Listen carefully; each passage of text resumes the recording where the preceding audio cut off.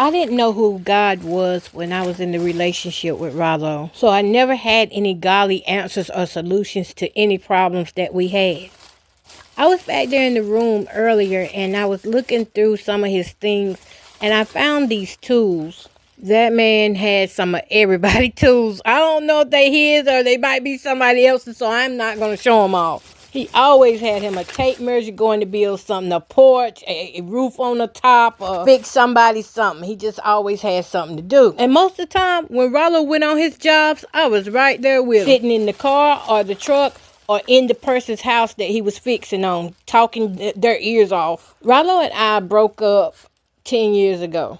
While all this seems fresh and new is because I froze time and froze the space so that my heart wouldn't break in a way that I couldn't come back from it. I was hurt so bad when we broke up, but I got in the church and I started learning who God was, and we had conflicting lifestyles. God's way was better for me.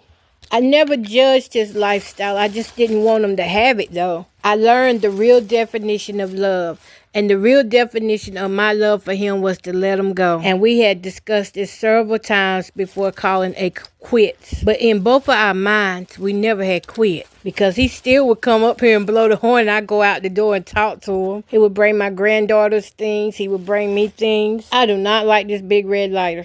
Now that memory right there, I get upset when I think about how soon his life ended. He was 62 years old. We still could have done so much more. But unfortunately, the lighter was a downfall for him. And that's how I knew I made the right decision to stay with God. And we just went on and, broke up. I never dealt with the breakup. And that's why it hurts so bad right now, because now it feels like we just now broke up when he died. It's like I woke up. I was in a frozen state of mind until I saw that he had passed on Facebook.